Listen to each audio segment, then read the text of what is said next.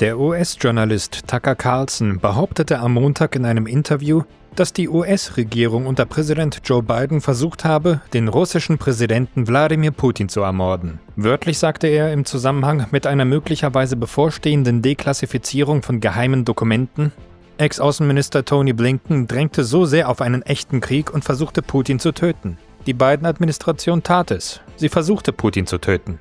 Was ist deine Einschätzung? Entsprechen diese Behauptungen der Realität? Wenn ja, würde die Trump-Regierung die Dokumente dafür wirklich offenlegen? Well, I'm at a loss because I don't know Tucker Carlson's sources. And, of course I can't vet him. I respect Tucker Carlson as a journalist and would assume that he wouldn't go forward with such an inflammatory allegation unless there was some substance to it. I'm concerned that what we could have is a situation where incomplete data has been interpreted wrongly, drawing conclusions that that don't exist or shouldn't be sustainable by the facts. I just don't know the data. It's an act of war. If this is the case, and it would, if true, this would set back U.S.-Russian relations. I mean, Donald Trump is the president, but he's the president of a country that, who was trying to kill Putin? Was it the CIA? Were they seeking to use Ukrainian cutouts? The fact is you could never again trust the United States in its current configuration, and Russia would have every right to go on a war footing against the United States. So I just don't know enough about the data. If President Trump was serious about repairing relations with Russia, and this was indeed the case, then two things should happen, to be honest. One, he should be as transparent as possible to convince the Russians that this isn't the current policy of the United States. And two, he should hold to account those who sought to carry out such a policy. Was Congress notified? Was this a unilateral action? Was this Tony Blinken going rogue? These are all fair questions. But as I said, I just don't have enough information to really responsibly address this issue. Offenbar soll es bald zu einem Gespräch zwischen Trump und Putin kommen. Das Ganze wird medial, aber auch politisch schon gewaltig aufgebauscht. Sowohl Trump als auch Putin haben bereits ihre Bereitschaft dazu signalisiert und tauschen auf die Ferne Freundlichkeiten aus. So äußerten beide, jeweils einen guten Draht zueinander gehabt zu haben. Putin äußerte auch, dass es nach seiner Einschätzung nicht zu einer derartigen Eskalation in der Ukraine gekommen wäre im Jahr 2022, wenn Trump damals US-Präsident gewesen wäre, wenn ihm die Wahl nicht gestohlen worden wäre. Spielt der russische Präsident hier bewusst mit Trumps Ego? Sind das alles Vorbereitungen auf das Gipfeltreffen zwischen beiden? Und teilst du Putins Einschätzung zur Ukraine-Krise 2022? There's no doubt in my mind that Vladimir Putin is being advised by people who understand the importance of words and understand how certain words resonate with President Trump. And so there's no doubt in my mind that President Putin says things that are designed to create a positive impact on President Trump. Personally, I disagree with Trump and I guess President Putin. It was Trump, under the Trump administration, that NATO began its training mission in Ukraine. This was a training mission that expressly said they were training a battalion of Ukrainian forces every 55 days for the purpose of facilitating the Ukrainian reconquest of the Donbass. Donald Trump, under his administration, not only continued to ship weaponry to Ukraine, but imposed sanctions on Russia.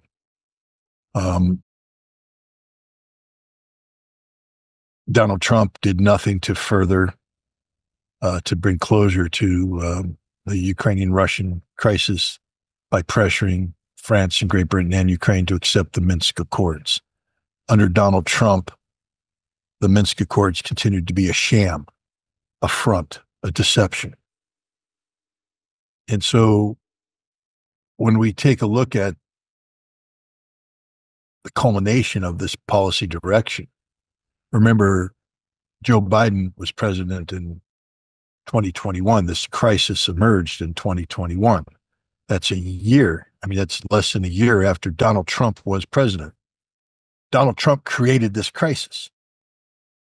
And Donald Trump lacks the diplomatic skill to have avoided this crisis. No, I disagree 100%. This was a war that was going to happen no matter what, because this was about the United States and Russia, in America's posture vis-a-vis Russia. Now, Vladimir Putin, of course, has to be careful with being too blunt in his words at this point in time, but I disagree. No, Donald Trump would have gotten Ukraine into a conflict with Russia.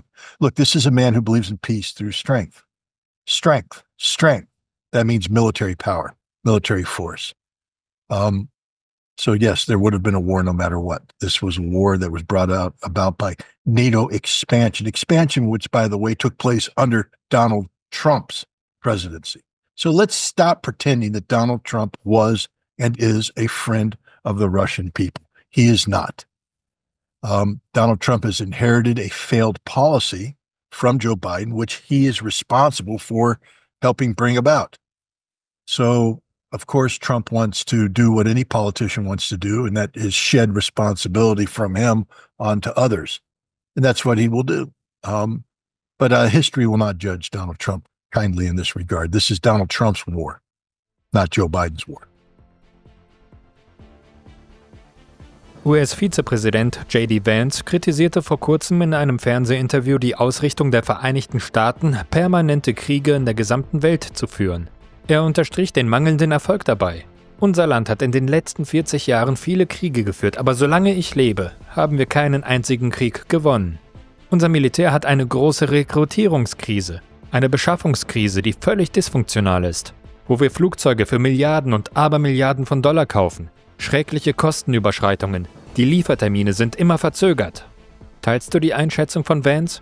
Haben die USA in ihren nahezu ununterbrochenen Kriegen weltweit seit dem Ende des Zweiten Weltkrieges überhaupt militärische Erfolge feiern können? Well, J.D. Vance was born in 1984. So with all due respect to J.D. Vance, I know I fought and won a war, the Gulf War in 1991. If J.D. Vance wants to spin that as an American defeat, I think he needs to go back to school and understand what victory looks like.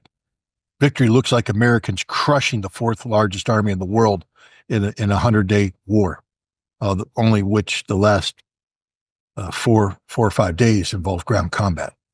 So yeah, J.D. Vance, we know how to fight and we know how to win.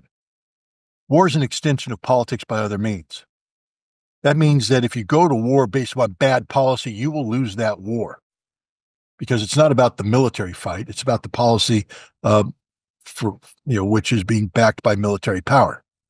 So what J.D. Vance probably meant to say is that America has had bad policy, very bad policy, and that we get involved in wars that have no meaning, that have no purpose. And invariably we lose the wars, not because we lack military strength, but we lack political resolve to finish a war that shouldn't have been fought to begin with. So I agree with J.D. Vance on that, but no, J.D. Vance, you're not going to disrespect me and the other veterans of Desert Storm. We won that war. Let me tell you, victory tastes good, J.D. It's a shame you and your fellow veterans didn't get a chance to taste that particular stew. But no, I take umbrage at that, because that was a war that was fought, with full authority of the Security Council of the United Nations. A Chapter 7 resolution was passed. Congress passed resolutions. The war was fought legally, and it also was fought to its just conclusion, the liberation of Kuwait. We didn't go to war to destroy Iraq, to occupy Iraq.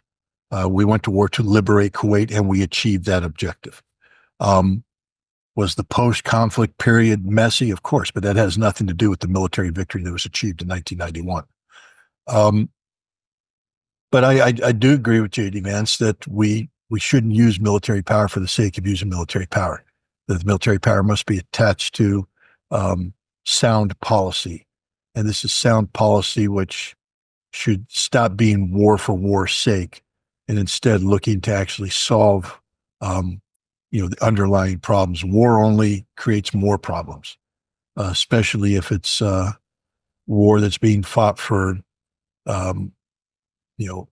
purposes that have nothing to do with reality and everything to do with the perception that America must serve as a global policeman, things of that nature. Was Vance propagiert, ist eine vollständige Reform des US-Militärapparates. Von der Rüstungsindustrie über die Rekrutierung und Ausbildung bis hin zur Frage der Militäreinsätze. Vance sieht in Pete Hegseth, dem neuen US-Verteidigungsminister, einen geeigneten Mann, um diese Reform auf den Weg zu bringen. Wie stehst du als Veteran zu den Argumenten von Vance? Muss das US-Militär völlig modernisiert werden? Und traust du es Trump, Vance und Hegseth zu? I think that we need to de-emphasize the role that the military plays and how the United States interfaces with the rest of the world. The military solution should not be the first, second, third, fourth, or fifth solution considered. It should be the last solution considered. And so before I would talk about military reforms, et cetera, I would talk about diplomatic reforms, that we need to rebuild America's diplomacy, the State Department. We need our diplomats to be the leaders, the cutting edge of how America interfaces with the world. And if we do that, and only if we do that, then we can turn to the military. And I agree with J.D. Vance, and I agree with Pete Hegseth. We have stopped being a killing machine. The United States military should exist for one purpose and one purpose only. That's to close with and destroy our enemies through firepower and maneuver. That is, if an enemy manifests itself against the American people, that enemy must be destroyed viciously, violently, and thoroughly. The scope and scale of the defeat we need to inflict on the enemy must be absolute. And everybody must know that if the United States brings its military to the table, you will lose. 100% guaranteed. We don't have a military that can accomplish that today. We spend far too much money to create something that doesn't achieve that result. But this is where it's very important. We need to make sure that just because we have the most lethal military force in the world, that we therefore don't say, well, my God, we have to use them. No. Because we have the most lethal military force in the world, we must ensure that they are never used. The ideal military career for an American should be to join the United States military and spend 20 years training to be the most lethal force in the world and never have the opportunity to put that training to use because our diplomats have been very effective in preventing wars. A strong military can deter conflict by making sure people know that if they mess with the United States, the result will be fatal to them. But the world also needs to know that America won't use this military as a leverage, as to bully people.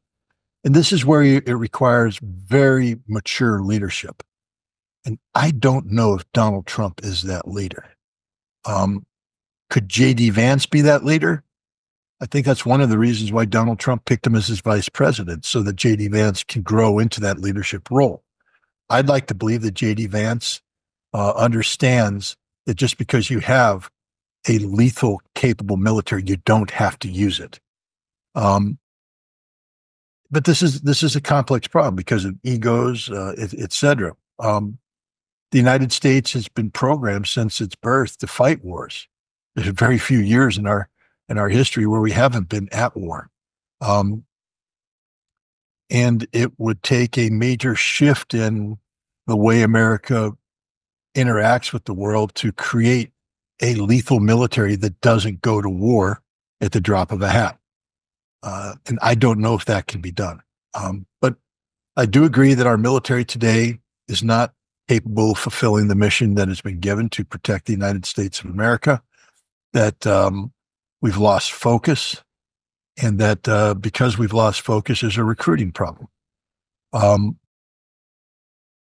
Hopefully, the Trump administration can turn this around. But to create a lethal military without protecting America from the consequences of such, and that means without building a very strong and vigorous diplomatic arm, is just invitation for more war. Trotz der offensichtlichen Mängel und der harschen Kritik von Vance genießt das US-Militär in vielen Teilen der Welt, zumindest im Westen und dem vom Westen beeinflussten Gebieten, einen Ruf von unglaublicher Stärke, globaler Präsenz und Modernität. Woher kommt dieser Nimbus? Und verliert das US-Militär zunehmend an Strahlkraft angesichts der Entwicklungen in der Ukraine, im Nahen Osten, in Afrika und so weiter? The one thing about deterrence is that the people you're trying to deter need to believe that the consequences of carrying out actions that we seek to deter would be devastating for them. If we are to engage, then we need to win, and we need to win decisively. The problem is, again, war is an extension of politics by other means, and the politics behind the conflicts the United States have gotten in are confused politics that allow the military to be used in a less than decisive manner. And as a result, we lose our credibility. I would still caution any nation in the world into thinking that America is weak. Because if we do get our military wrapped around sound policy, you will find that our military is fully capable of carrying out a wide range of missions very effectively. Is there room for improvement? Yes. And we must improve. But bad policy does not automatically translate into a fundamentally weak military, and will be a any nation that seeks to test the United States in the years to come. But again, I would like to believe that we would develop diplomacy as the preferred option, the preferred tool, and have far less reliance upon the military option. Lass uns über die Entwicklungen an der US-Grenze sprechen. Trump hat in seinen ersten präsidentiellen Direktiven verfügt, dass die massenhafte illegale Migration gestoppt werden soll. Illegale Einwanderer, speziell aus Lateinamerika, sollen zurückgeflogen werden. Dabei kommt die US-Armee zum Einsatz. Erste Versuche, Flugzeuge mit Migranten an Bord nach Mexiko zu schicken, wurden von den mexikanischen Behörden jedoch abgewiesen. Die diplomatischen Beziehungen zwischen den USA und Mexiko werden zunehmend angespannt. Nun kursieren Berichte über Schusswechsel zwischen dem US-Grenzschutz und mexikanischen Kartellen an der Grenze zu Texas. Welche Richtung schlägt die US-Regierung mit diesem Kurs ein? Plant sie eine Provokation in Mexiko, um dann militärisch zu intervenieren und so ihre Pläne zur Remigration umsetzen zu können? I think the Trump administration views U.S.-Mexican relations as being fundamentally problematic on a number of levels that impact the national security, at least as it's interpreted by the Trump administration.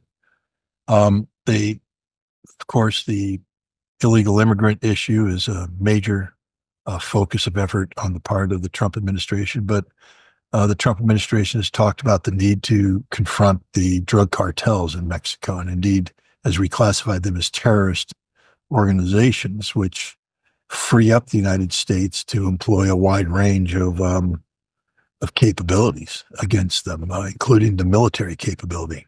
I don't see the Trump administration backing down from this, and I fear that there will be increased violence between the United States and Mexico, and at some point in time, the instability on the border brought about by violence with the cartels will result in the United States military intervening physically inside Mexico to close with and destroy these cartels.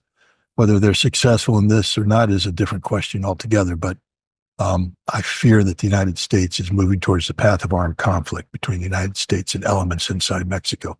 What the Mexican government does in this regard is another question, whether they step aside and let the United States handle the cartels, or they seek to forcibly confront American troops deployed to their soil, whether they cooperate with the United States.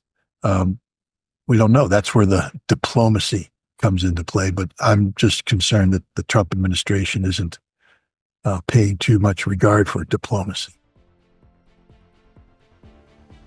Wie schon in Trumps erster Amtszeit tauchen in einigen US-Staaten Bestrebungen auf, sich der Ausrichtung der US-Regierung zu widersetzen. Wie schon nach 2016 gibt es auch nun eine Sezessionsbewegung im Bundesstaat Kalifornien. So versuchen kalifornische Organisationen, ein Referendum an den Staat zu bringen mit der Frage: Sollte Kalifornien die Vereinigten Staaten verlassen und ein freies und unabhängiges Land werden? Sollte es den Organisatoren gelingen, über 500.000 Unterschriften zu sammeln, könnte das Referendum bis zu den nächsten Präsidentschaftswahlen im Jahr 2028 durchgeführt werden. Was ist deine Position dazu? Siehst du den Erhalt der Union gefährdet? Könnte Kalifornien tatsächlich eine eigenständige Nation werden? Und wie würde die US-Regierung reagieren? This is the easiest question in the world to answer. In 1869, the United States Supreme Court, in the decision Texas versus White, made a determination that no state can unilaterally secede from the United States of America. And should California seek to do so, it would be reversed violently. And I'll emphasize violently, because this is about the Union, preserving the Union. California has no inherent right of secession. This is unlawful, what they're doing. I'm surprised that it's being allowed to proceed, but it won't survive legal scrutiny under a federal court system. And should California be foolish enough to attempt genuine secession, the United States military will move in, will arrest, kill all California politicians involved because they have become traitors, by definition, treasonous. If they seek to resist, they will die.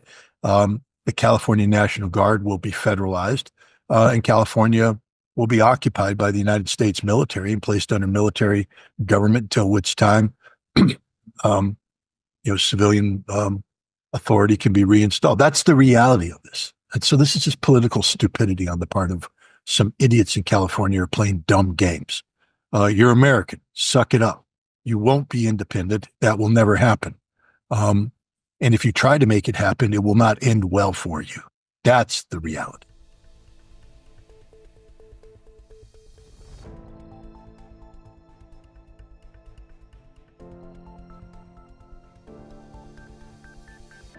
Liebe Zuschauer, wenn euch unsere Beiträge gefallen, teilt sie unbedingt in den sozialen Medien. Abonniert unseren Kanal und drückt auf die Glocke, damit ihr keine Veröffentlichung von Gegenpol verpasst.